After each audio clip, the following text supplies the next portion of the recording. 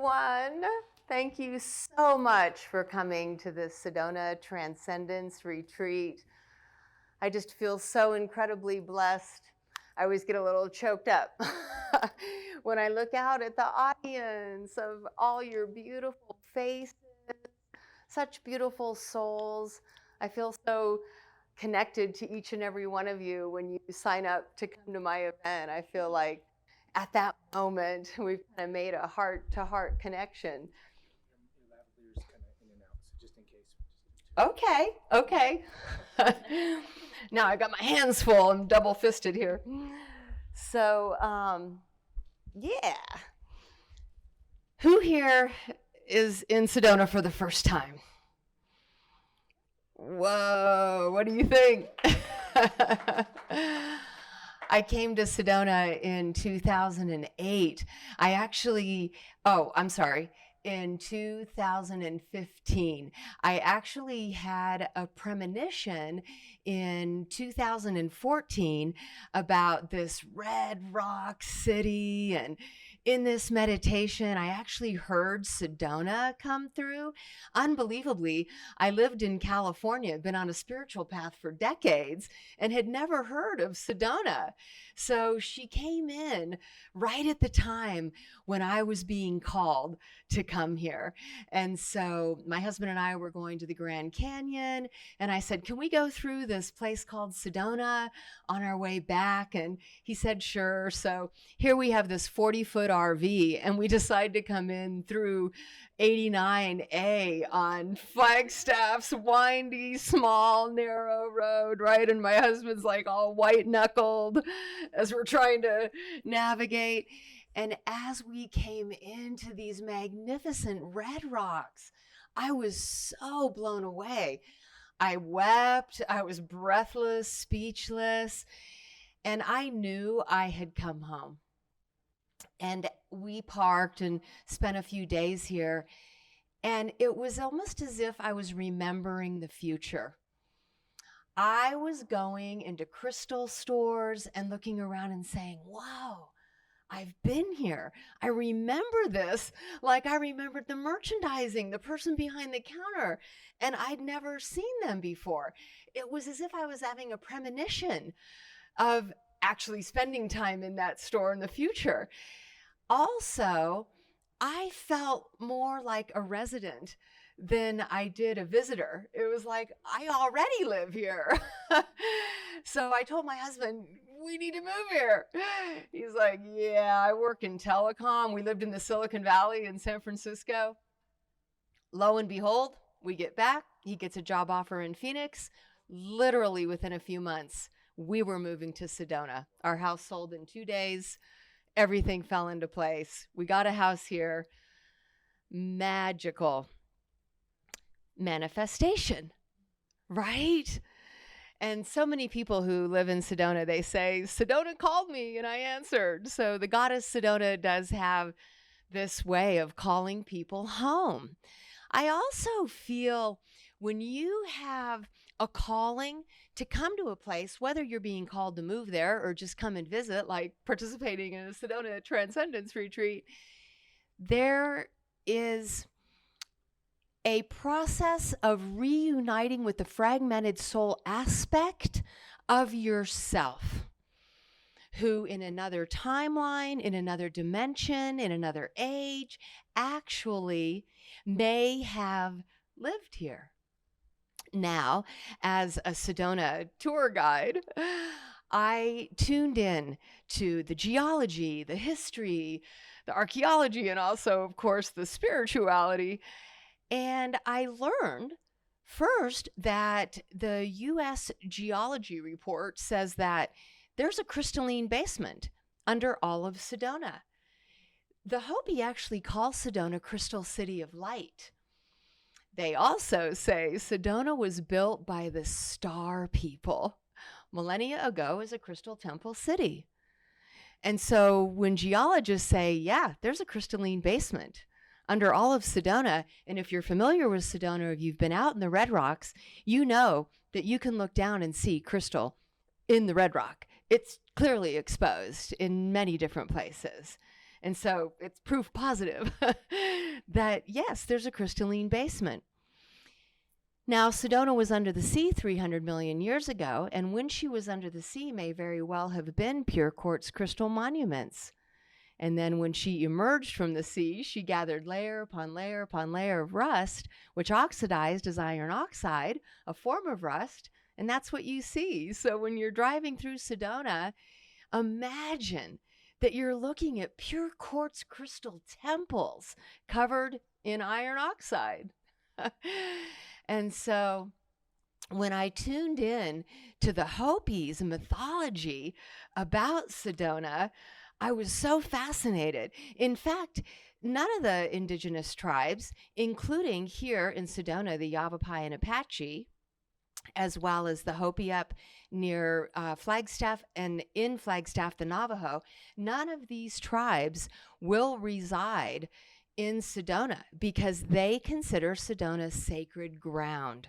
They do come here for ceremony, worship, kachina dances.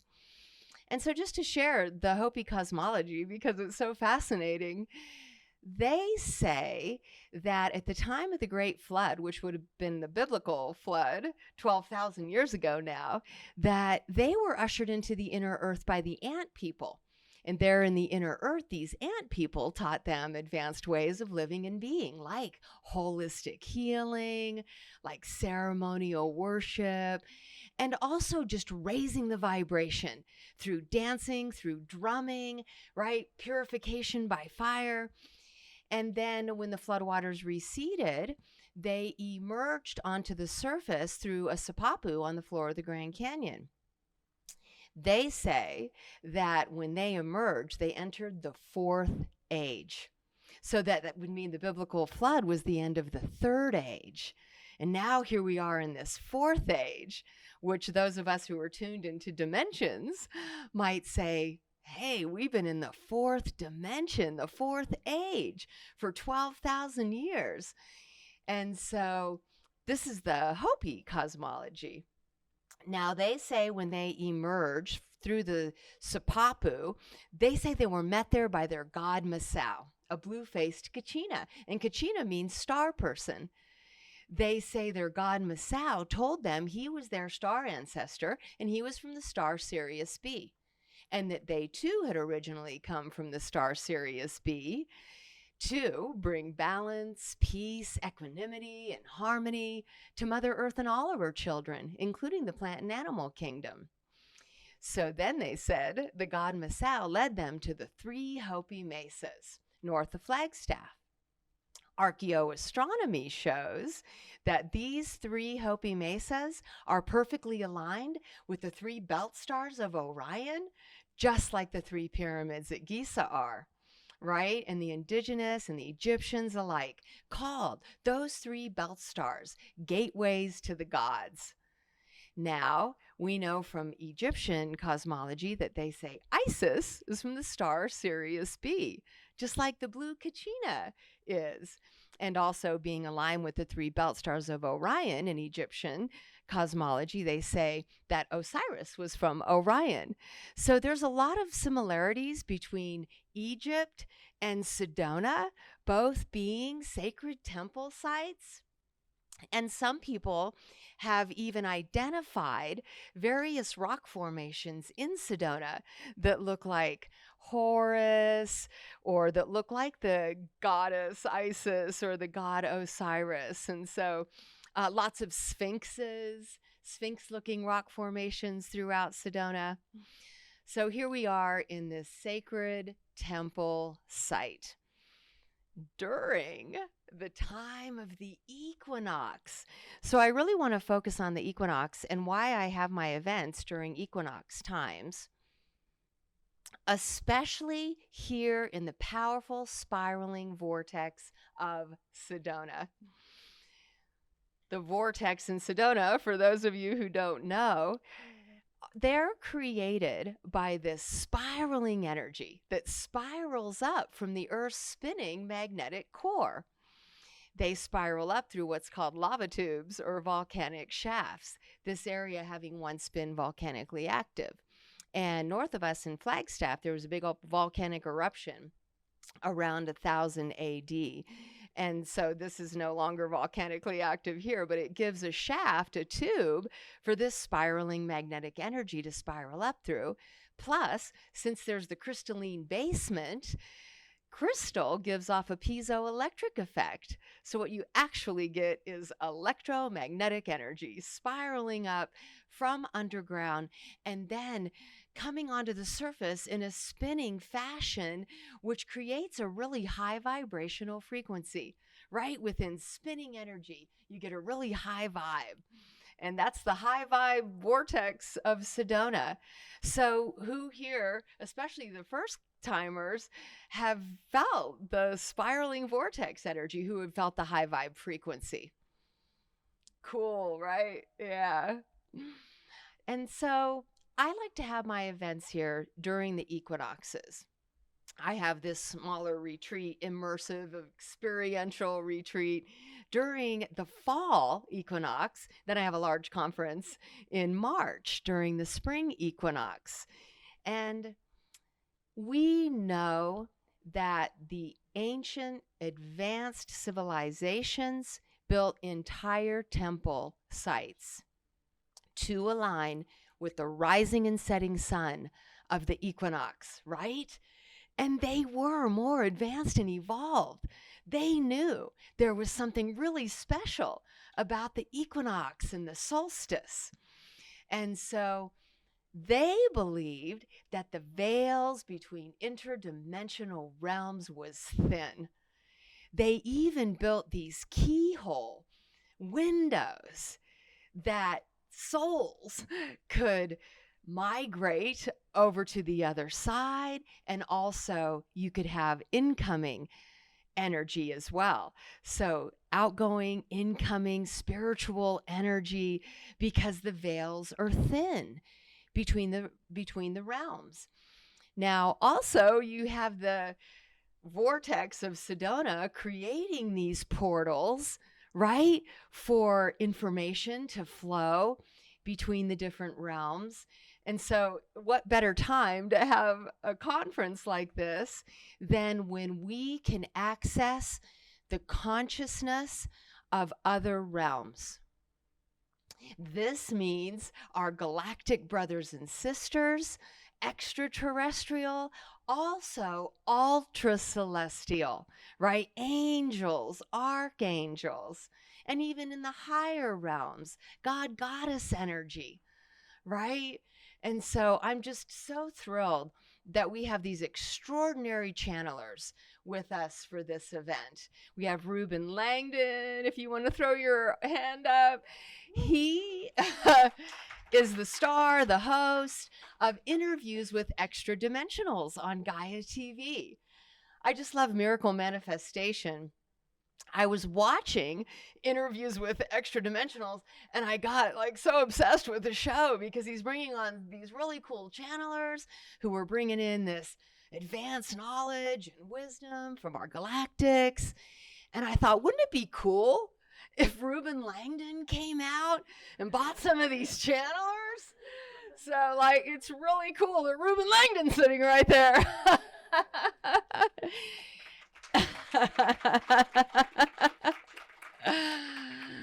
Right? That's what I'm talking about. Also, Rob Gauthier. There he is. And Rob, were you on one of the first episodes in the first season?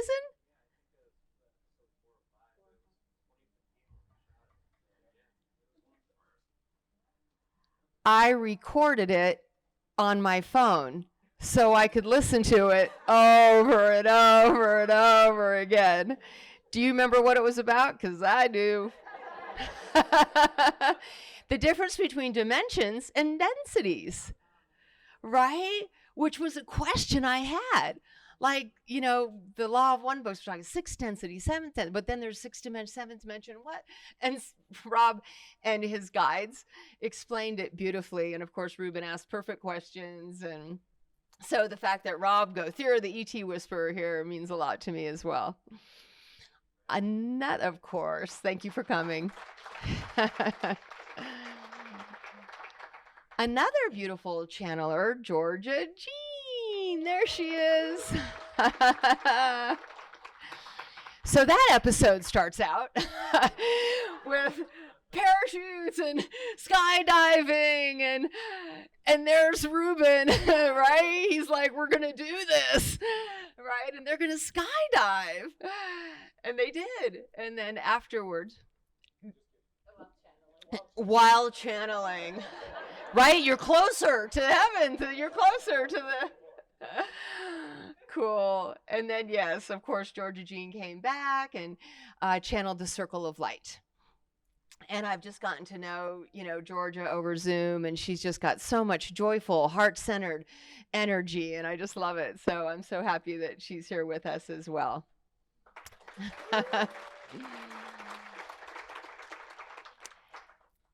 On my internet one day, as I was just randomly searching, I saw Golden Age Spiritual Ministry.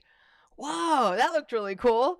And there was a gal, Sandrine Sauvignier, and she looked so beautiful. And then I realized that she channeled the Ninth Dimension Arcturian Council. So I have always felt really connected to the Arcturians. And so I knew I needed to contact Sandrine. She's actually from Belgium, but she lives in New Zealand. But right now she's here in Sedona, right over there. Yay. And then my dear friend, Isabella Green. She's my neighbor. We're not going to tell you where we live. But anyways, yeah, she's a beautiful, sweet soul. She's a dear friend. She does many things. She's a metaphysician, does sessions, and she has a best-selling book out, Exiting Reincarnation, but also channels the Andromedans, and she's our special guest channeler to do that for this event.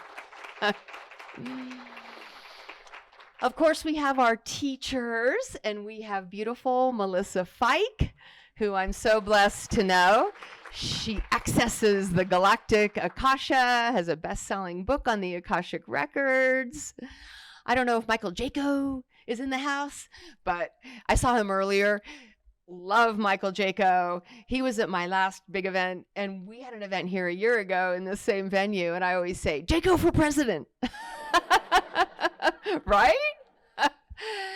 And then we have Maureen St. Germain, who, of course, is a beautiful teacher. She's been on the path forever, and I can tell you, back in 2012, I had a book called Beyond the Flower of Life, and it was written by Maureen St. Germain. And so 10 years later, she's a good friend of mine, and she also just moved here to Sedona a couple years ago. Yeah. I want to recognize the Sound Journey performers, beautiful Aurora Luna Star. And she's much more than just a Sound Journey performer. She does all kinds of sessions and tunes into the galactics as well and brings in language of light. So I'm so blessed to know her. She lives in Sedona as well as Melissa. And then beautiful Victoria Lopez, who's beautiful Sound Journey performer. She also does tours, spiritual tours for Sedona Mystical Tours, as do I. The first time I met her, I felt such a strong, almost like mother-daughter connection, and it's just been really beautiful, and she's become a dear friend as well. So all of these beautiful, wonderful people, and of course, each and every one of you, I just want to thank you from the bottom of my heart for saying yes to coming and being here, because you add to this event more than you can imagine. Each one of you is a divine spark.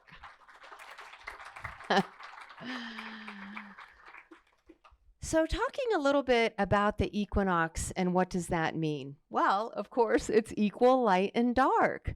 And we all volunteered to come to this third dimensional realm where light and dark are equal, like the yin and yang symbol, right? This is a powerful way of learning through duality, learning through separation and even suffering, right? This is the 3D school that we learn from through the power of light and dark complementing each other. Now we can say light serves the darkness, darkness serves the light. Who awoke through suffering? Right? It's like when you go through suffering, you come out seeking a higher way of living and being, right? You're seeking healing, you're seeking connection, you might seek spirituality, some people seek religion, whatever it may be, you're seeking and you become a seeker. And so then what do? You turn around and thank the dark night of the soul. You turn around and thank the suffering for showing you the way. Sometimes we learn through separation, right? Feeling separate or feeling isolated, or even just kind of the separation of ego and spirit. But then we find ourselves in a space where we're done learning through separation, and all we want is unity, right? Who here is done learning through separation and suffering? And that's why you're here, right? We're kind of done learning through the 3D school. We're done with the 3D game, and I'll get into that a little bit more. But as we learn more advanced knowledge and wisdom, right, as we evolve and we make a conscious effort to do so, as we become more heart-centered, soul-inspired beings, we raise our vibration for the ascension, right? And so this is what we're here to do. We're here to recognize that we learned these important lessons in duality, but now we're ready to seek more peace, unity, and harmony in the next higher dimension. However, we don't want to continue to experience separation while we're still here witnessing the third dimension by having any judgment or blame or resentment about the darkness, right? Non-judgment, non-attachment. We find ourselves taking the high road, right? And trying to rise above the roles that others may have come here to play. For instance, since we're here on the equinox and there's equal light and dark, we recognize that while the brothers and sisters of light, like ourselves, the children of light, have come here to herald in the awakening and ascension of humanity, right?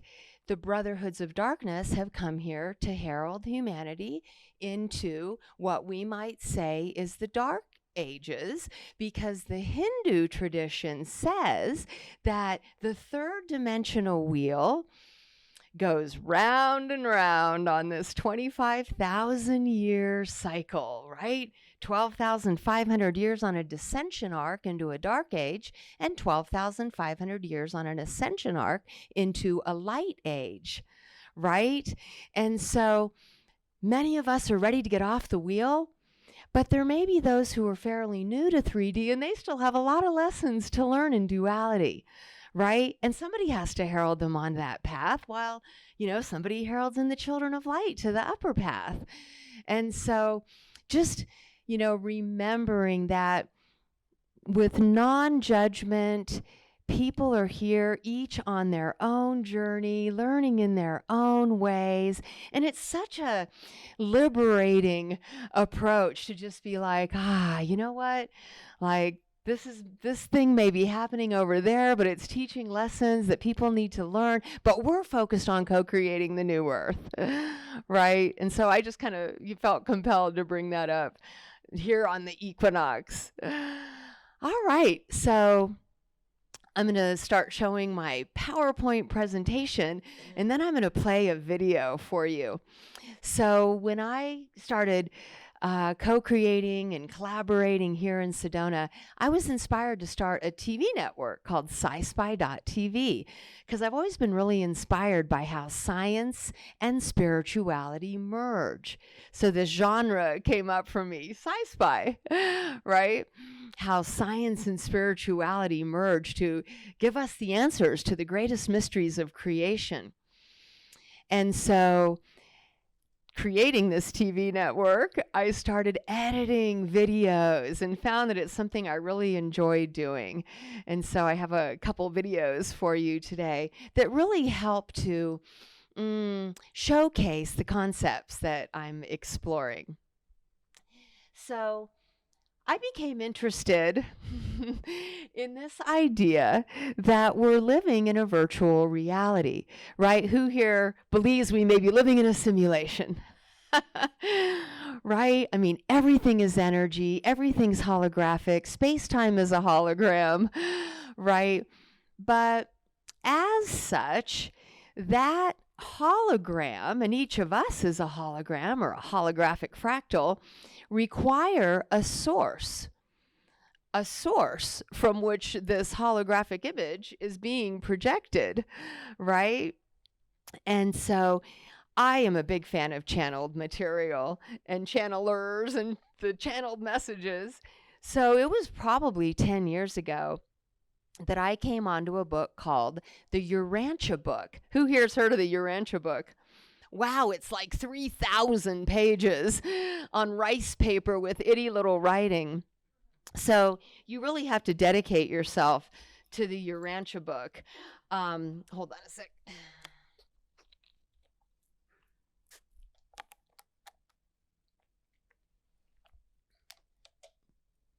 But I did. And there's papers. I don't know how many papers there are, but each paper is a different topic channeled by a different being. And they're in 3 sections. The first section is like how the universes came into being and who is God the Father and the Holy Spirit and God the Son. And so that part's super fascinating. And there's a lot of science about how creation came into being. And then in the center of it, it's about our planet, Urantia. Interestingly enough, the first city on our planet historically was called Urantia, so I thought that was kind of verifying. And then the last section is the life of Jesus. So it's an incredibly beautiful work of channeled material. The overlying concept of that is that there is a central universe that is the only true reality, the only real reality, the source of the holograms in space-time. And on this central universe, all of the eternal souls are existing in an existential reality, and together they collectively project the hologram of space-time, and into it holographic fractals of themselves into different timelines and dimensions.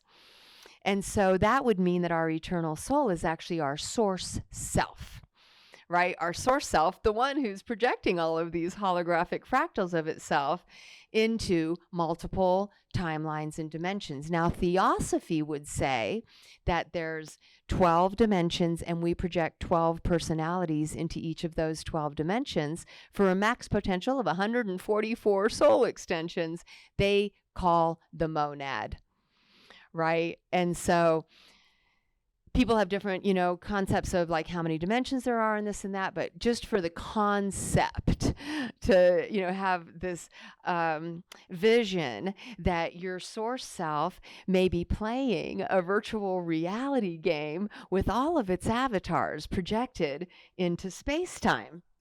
And so as I started to explore this idea of us being in a virtual reality in some kind of simulation, I came up with virtuality, and I should be doing it this way. Okay, so I'm hitting the button that says forward, and it's not advancing. Oh, there it goes. Okay, virtual reality or the simulation that we're in. And one thing I just want to say right away, that even though it may be a computer-generated simulation, we never lose sight of the fact that we are not Sims in a computer-animated game. We are souls. We are sourced by the one divine source of all that is. We are divine beings, and we are always channeling the one divine source, and we are always channeling our eternal soul, what you might call our eternal soul essence. So we are infused with the divine. And so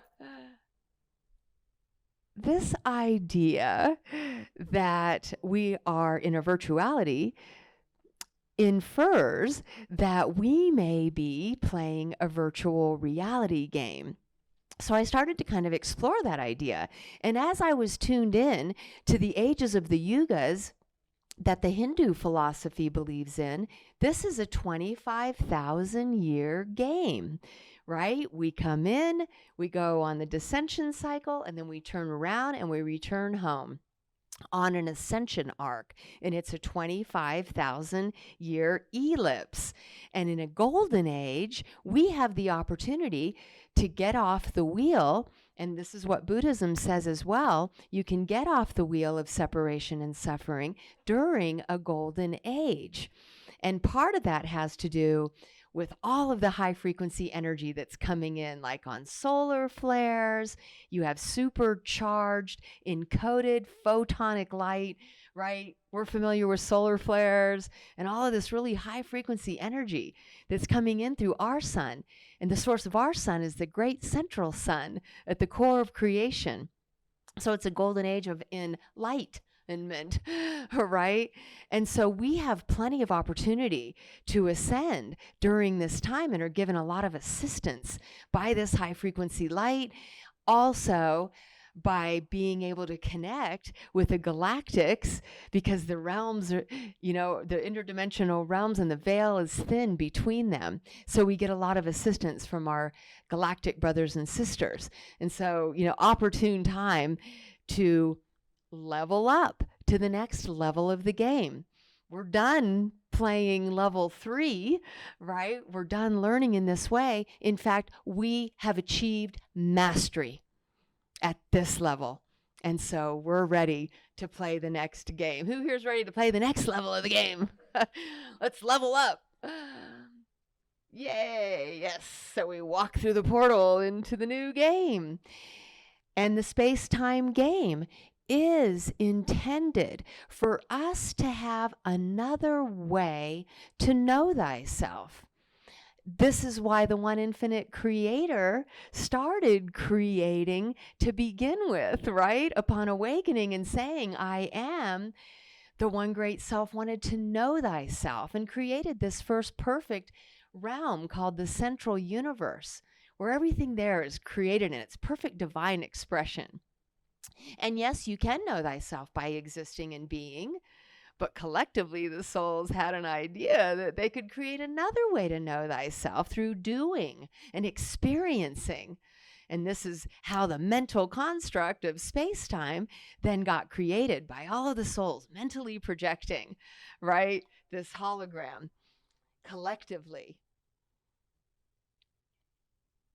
And so I just wanted to show this ellipse of how it truly is, this elliptical cycle where our solar system goes around this elliptical wheel to complete its 25,000 year game.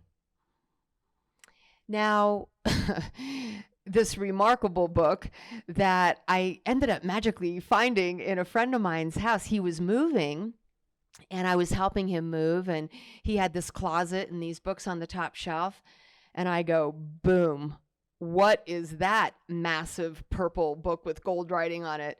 And he goes, oh, this is the Bilgi Katabi.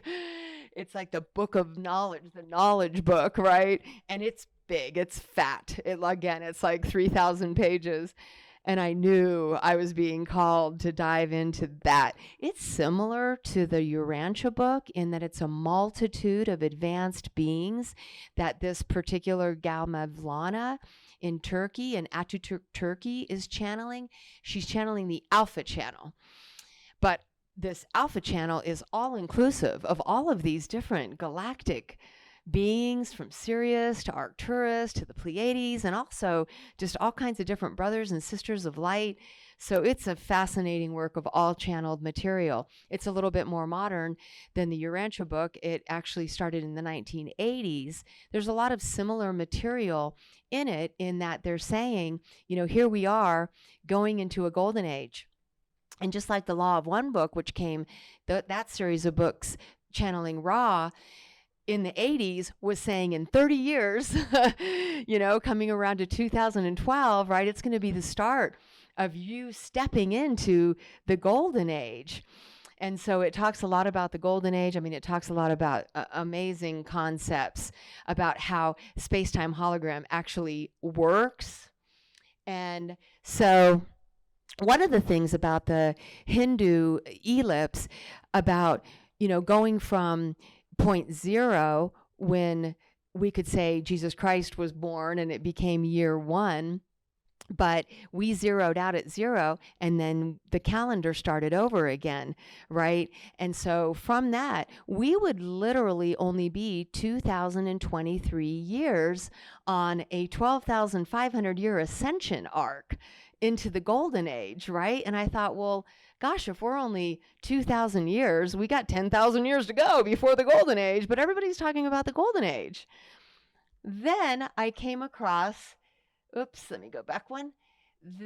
I came across this in the Bilgi Kitabi, and they were channeling the solar hierarchy. And the solar hierarchy came through to say, we as the solar hierarchy put you, the consciousness of planet Earth, on an accelerated evolution plan. So every year would be like 100 years. So 100 years would be 10,000 years. Boom, putting us right in the golden age. Right? I mean, I was just like, bam, that's it. We are in a golden age. Woo woo, right? There it is. They also call this the salvation plan. Yeah, and so they talk about how being aware of the plans of the Brotherhoods of Darkness, and we could say the New World Order, that they wanted to give the children of light an opportunity to get off the wheel and co-create the new earth. And so it is considered salvation, right? And so they talk quite a bit about that, and we are well aware of what's going on around us, right? So we do have the opportunity to ascend into the new earth, as opposed to, descending with the New World Order. And so blessed be to the solar hierarchy for putting us on that plan. So then we talk about the dimensional ascent as an ascending avatar, right? As we keep leveling up, and it's not just us, this particular fractal of our souls that are leveling up, but you can imagine that all of our avatars are leveling up, whether it be from, 2 to 3 to 3 to 4 to 4 to 5 to 5 to 6, right? We have all of these avatars of ourselves leveling up through the different dimensions. So I became very interested. Well, what are these different dimensions? And what's it like in these different dimensional realms? And so this video comes straight out of the Bilgi Kitabi as they describe it. 12 dimensions, please. John's going to play our video. You're invited to come to Sedona, not just for my Sedona Ascension Retreat, where you will experience enlightenment, inspiration, and empowerment. Come to Sedona for the magnificent Red Rocks. Welcome to the Sedona Ascension Retreat. We are here in unity, community. That's what this event is all about, is gathering like-minded souls, the children of love and light, to come together as a powerful force for creating heaven on earth, for creating more peace and unity and harmony, in love with one another.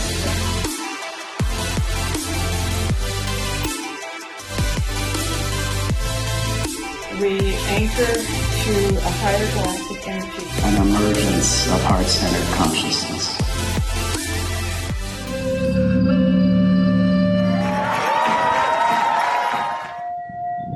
Allow the spiraling vortex of Sedona to raise your vibration.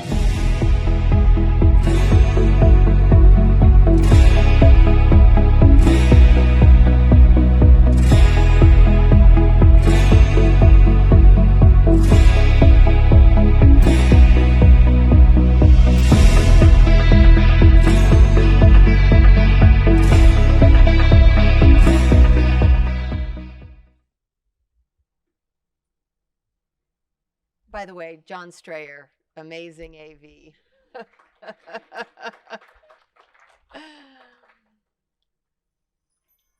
After moving to Sedona, Arizona in 2015 and practicing meditation in the vortex day and night, my psychic awareness became amplified, and I was able to download information from the field like never before.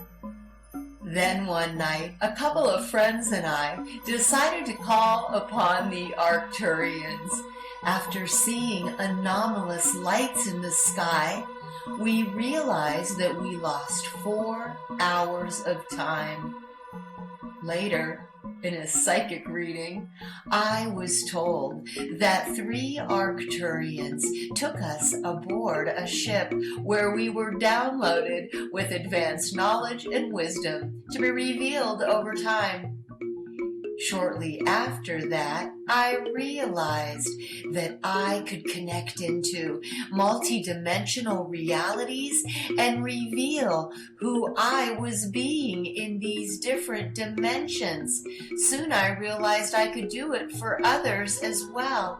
I became so curious about these other dimensions, and then I found an obscure book called the Bilgi Kitabi, which explained these dimensions exactly as I was being shown.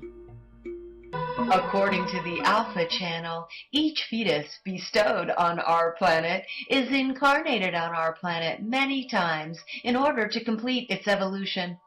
All the endeavors made are for being able to reach this boundary. Your planet is in the 3rd dimension. The world evolution plan is subject to an evolution between the 3rd and 4th dimensions. The 4th dimension has many stages as well. The first gate of Karina is the beginning of the 4th dimension. Its final gate is the end of the 5th dimension. In the 4th dimension, there are many different progresses and ranks. Each of them has special and different examinations. Transition from 4 to 5 is a matter of permission. You can deserve this permission by the ascension of consciousness. You are prepared for immortality in the 5th dimension. Here, there are 2 tranquil times and 5 supreme times. In the first tranquil time, you have become pure energy, a light, made up of colors in the form of the eye of your essence, as a prismatic appearance, your rainbow body of light. In the second tranquil time, you are engrafted with special energies as a preparation for the dimension of immortality. These energies are of the incombustible energy type. After you are satiated with these incombustible energies, you are gradually subjected to the procedure of embodiment in the dimension of the 5th supreme time. In the 4th supreme time, this procedure transforms itself to cellular brains. Each cell is like a mini computer. In the 3rd supreme time, you attain universal consciousness, besides evolutionary consciousness.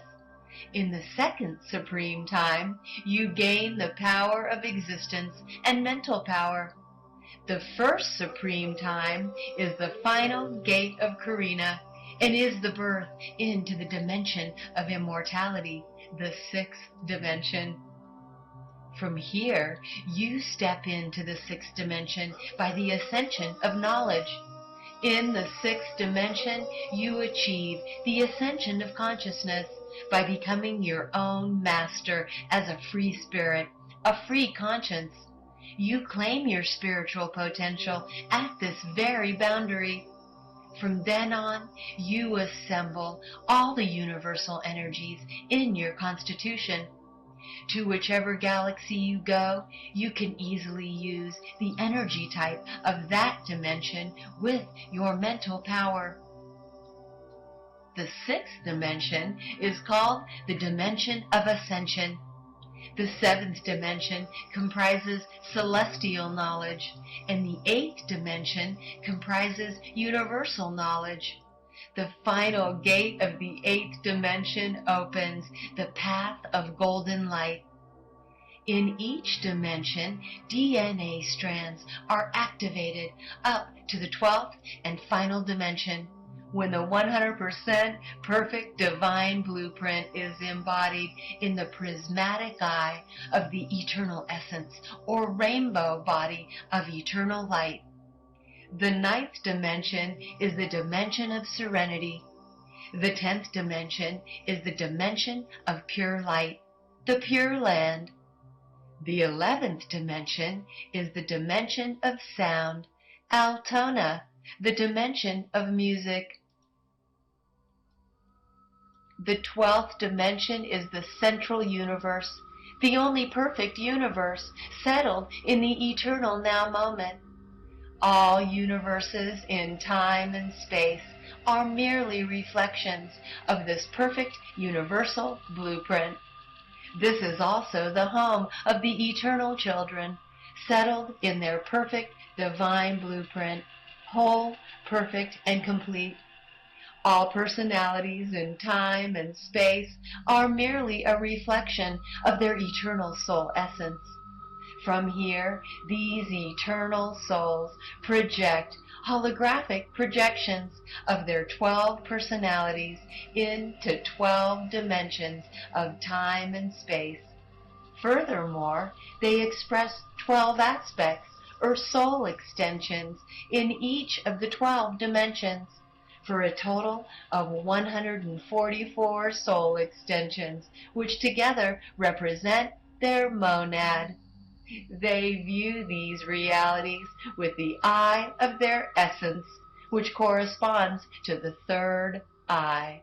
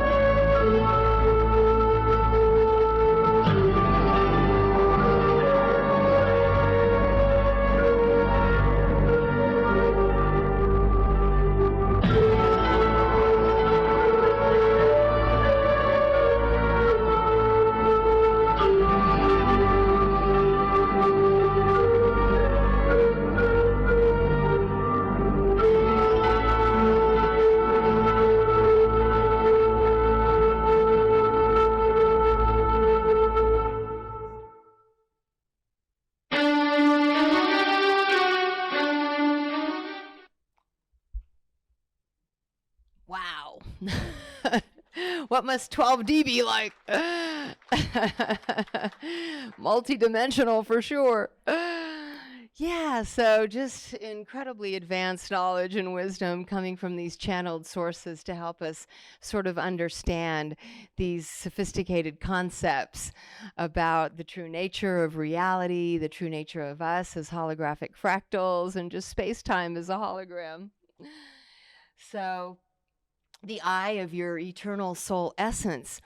And so one of the techniques that I use when I'm doing sessions with people and in an effort to reveal who they're being in other timelines and dimensions is to tune in to their eternal soul essence, right? Because it's you. We think of, who is this eternal soul playing all these virtual reality games with our avatars? It's us, it's you. So you can connect with you, and in doing so, you can co-create the virtual reality game that you're playing right here and now, right? This is the key to manifestation. This is the key to connecting with your eternal soul essence. And you're connected through your third eye, right? As well as you're connected through your heart and your mind. And so with the Transcendence techniques that I teach in my Transcendence Guide course and in my workshop here at this event, I guide you into effective ways to access your eternal soul essence through your third eye and through your heart.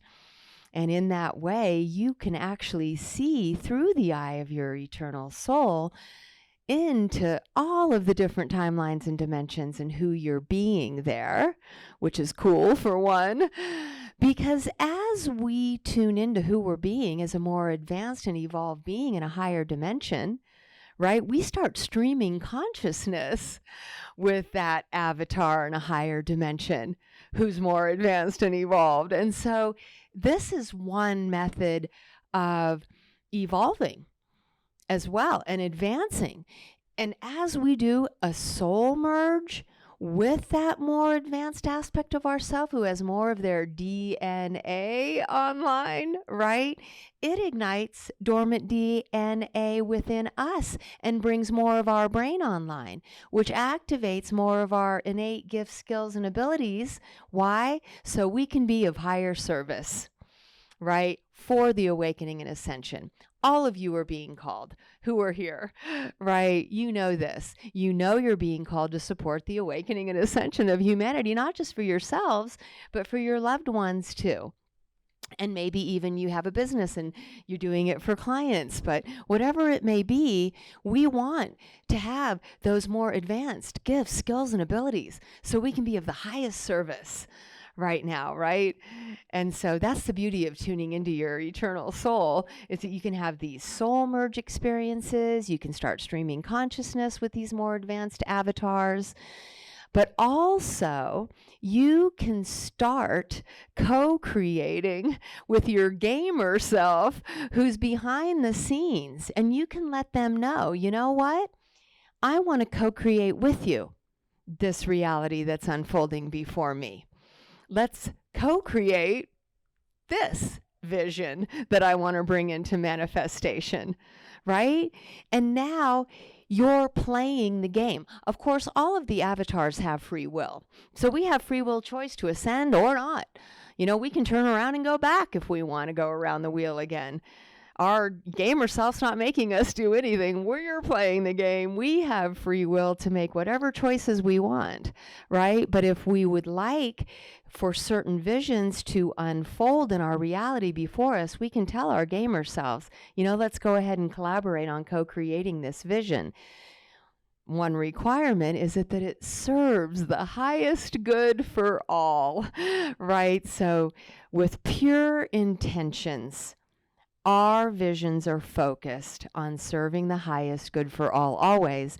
And then the universe, our higher selves, our eternal soul essence is more than happy to co-create that with us, and we get lots of support, right? So again, just emphasizing that even if we are in a sense in a virtual reality game, we are souls sourced by the divine, and so we're focused on the soul behind the simulation and making that connection.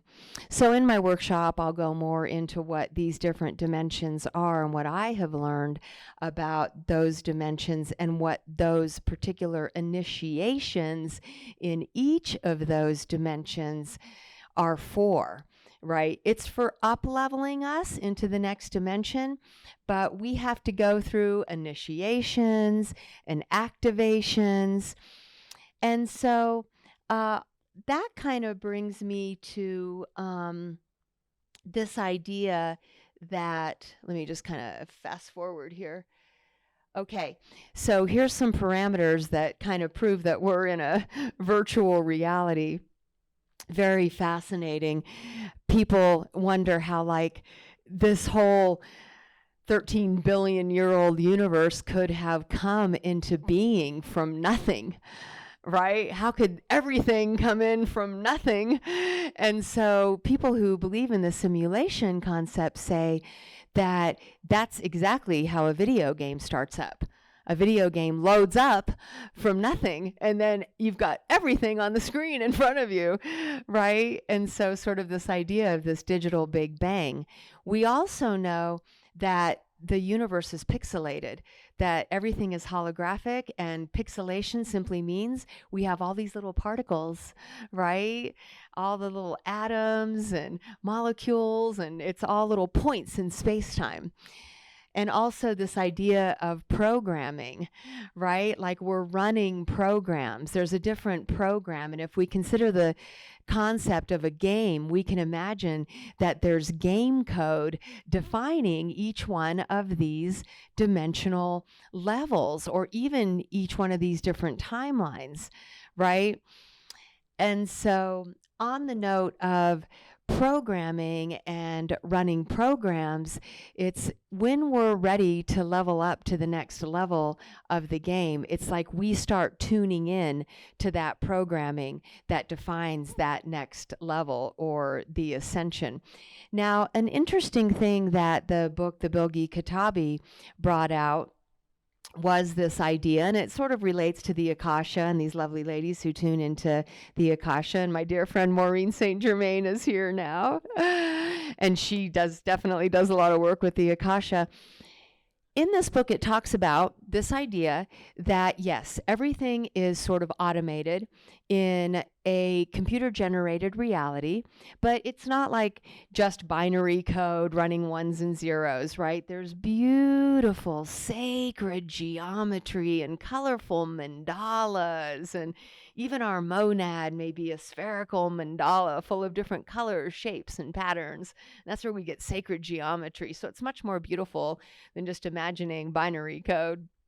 But at the same time, there is a sense of automation about it.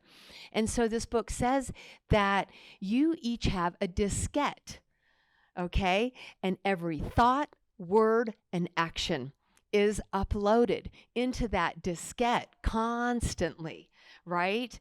And then that diskette, based on algorithms, right, determines the level of consciousness that you're at.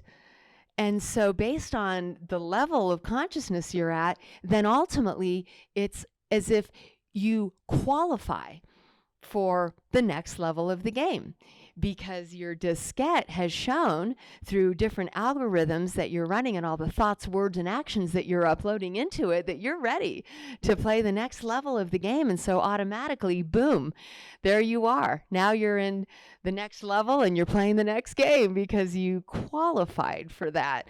So when we think about every thought, word, and action being uploaded, it's like, whoa, we really become more and more conscientious of everything that we're thinking, everything we're saying, everything we're doing.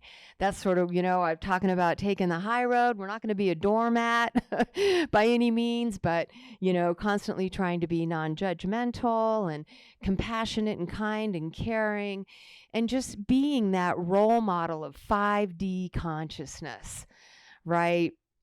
And then our diskette will reflect, that we've reached that level. And so I thought it was really interesting that it's sort of automated, in that way. My sister asked me earlier, well, is that like the Akashic Records? Well, sure. It's uploading all of the consciousnesses of all of our avatars and recording it, right? But I thought it was kind of interesting that it was all kind of automated, if you will.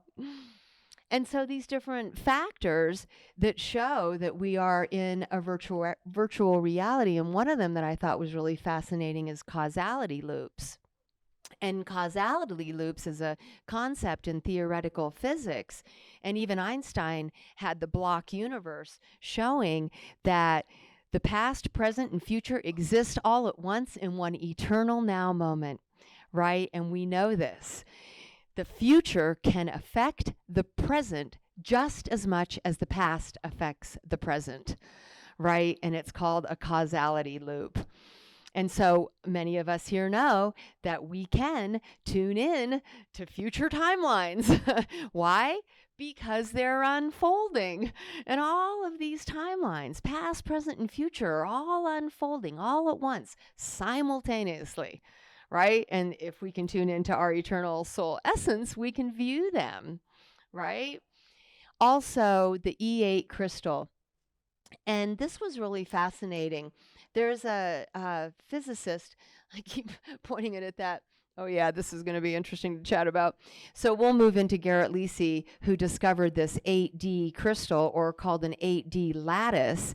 And this physicist discovered that there is an 8D crystal in the 8th dimension that is the source of the hologram for our Earth and many different Earth spheres. It's projected from the 8th dimension into the 4th dimension to derive 3D. And now many physicists are on board with that. So it's like, yeah, we knew it was all multidimensional and everything's being projected from a higher dimension, but now physicists are saying, yes, it is. So this was cool. I was watching about the Philadelphia experiment. Are you familiar with the Philadelphia experiment? I mean, I had heard of it, of course, but one morning after meditation, I kind of like to tune into these YouTubes or documentaries that are super fascinating. And this was about this ship, and I believe it was a battleship called the Eldridge, maybe. And I don't even remember the year it was in, maybe in the 60s. And these gentlemen scientists were going to run this experiment, right, to see if they could make their ship invisible to radar. You know, that would be like a cool war strategy, right? But they set up like Tesla coils and different energetic devices aboard this ship. And when they started to run the experiment, what actually happened is that 2 of the scientists aboard actually jumped overboard. They ended up in a completely different timeline. Actually, this may have been in the 40s, and they actually skipped to the 60s, but they ended up in the 1980s. Okay, where one of them met his future self, but also the ship itself got catapulted up through a wormhole and was sitting in this wormhole. And it was affecting both the 1940 timeline and the 1980 timeline. And I believe it was sitting in 1960. I might not have these exactly right, but you get the concept. And so these 2 guys ended up in 1980, and they're like, whoa, there's television. And, you know, they realized they had gone into the future, and they were seeking out the lab at Montauk to, you know, go back and see if they could get back. And that's when the one met his future self there. So it was like, whoa, okay, after all that was over, what the heck happened and how did that happen? And so they started to research it. And a gentleman wrote a book about hyperspace, and they discovered that there is a torus of time. And kind of interesting that it's an elliptical shape, right? We're familiar with torus. And they discovered that if you generated a certain frequency that they were intending to do with their experiment, you could move into invisibility. But if you had too much power, you would actually shift into a completely different timeline. And that's what ended up happening to them. You go, rather than continuing on forward timelines like the 2 arrows, you actually traverse time and you end up in another timeline. And it's fascinating. They were doing it with Tesla coils and this and that, right? And so they discovered that there's actually this configuration where you have 3 dimensions, and then you have the dimension of time, oftentimes referred to as the 4th dimension, and then you have the 2nd dimension of time, the 5th dimension, and they show how the 5th dimensional effect on reality is actually spiraling around the arrow of time. right? And so that's pretty fascinating in that rather than time being linear in higher dimensions, very likely it's circular, right? Time is spiraling. And my sister watched something that even had to do with the way the synapses of the brain communicate in the third dimensions, very linear.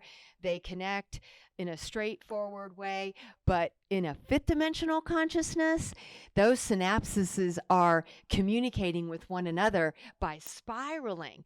And it gives so many more possibilities you can imagine than a straight line, than a spiraling line. There's a lot more potential, right? So anyways, I got super fascinated by that.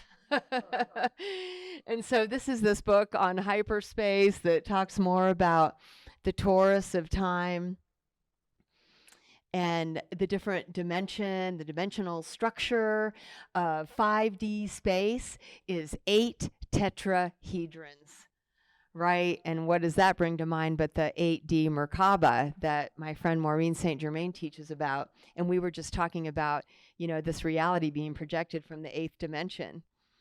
And these are some shapes that physicists have discovered that exist outside of space-time. So now physicists are admitting there's an outside of space-time that's creating space-time, right? So they're really jumping on board with, a lot of what we're saying. And these are some of the different patterns of sacred geometry that they are coming up with, and they call them amplituhedrons. Isn't that interesting? I love physics and the way that, it helps us to understand the nature of reality. And here's some of the things that they're saying. They call, this continuum, the space-time continuum, quadridimensional, right? As tridimensional cross-sections of hyperspatial entities. I love these words. Turns me on. Hyperspatial entities and tridimensional space. Whoa, cool. Right? And here we go. By expanding your mind into the fifth dimension, you're able to perceive 4 dimension of hyperspace in the same way that you now see 3. And that particular little design has a name that's not coming to me at the moment.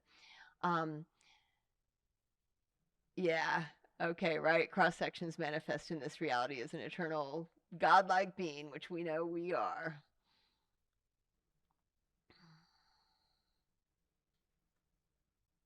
Right. And now we've heard this concept that, different aspects of yourself may branch off into different parallel realities based on a choice that you might make, but you may also be leaving that aspect of yourself in the reality that you originally came from. And who's heard of this concept?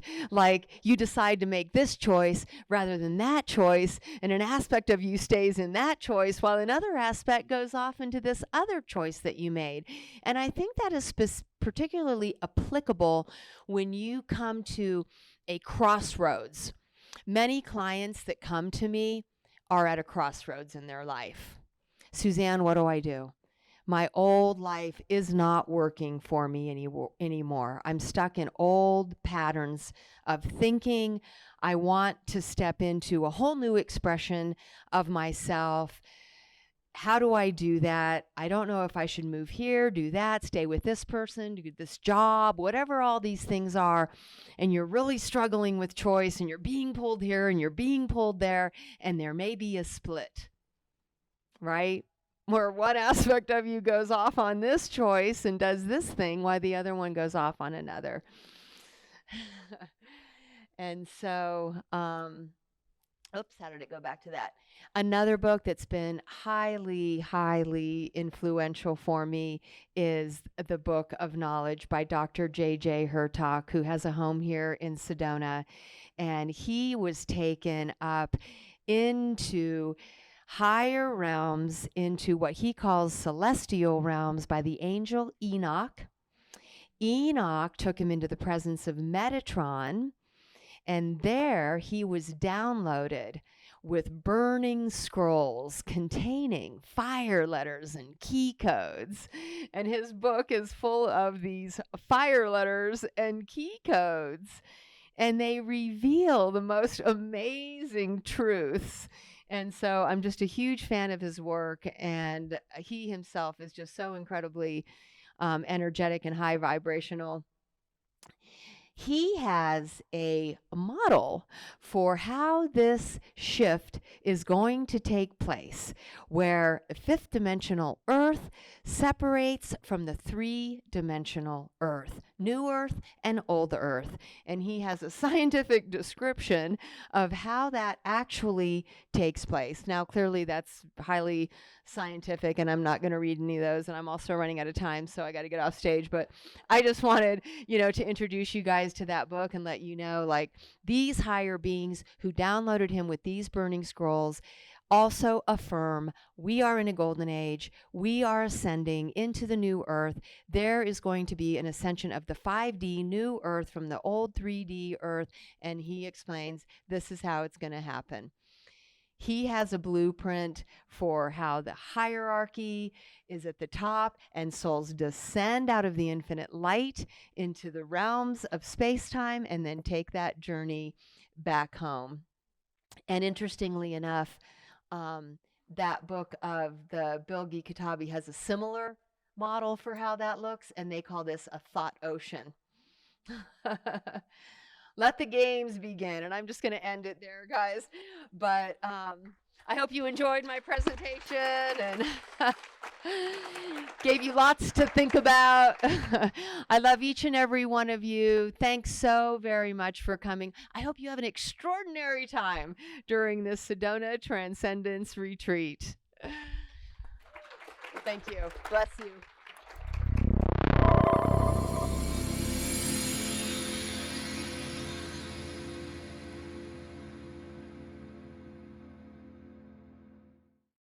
You're invited to come to Sedona, not just for my Sedona Ascension Retreat, where you will experience enlightenment, inspiration, and empowerment. Come to Sedona for the magnificent Red Rocks. Welcome to the Sedona Ascension Retreat. We are here in unity, community. That's what this event is all about. Is gathering like-minded souls, the children of love and light, to come together as a powerful force for creating heaven on earth, for creating more peace and unity and harmony, in love with one another.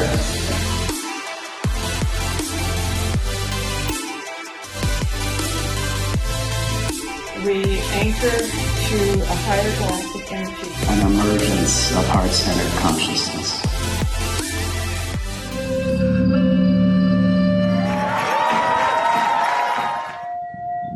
Allow the spiraling vortex of Sedona to raise your vibration.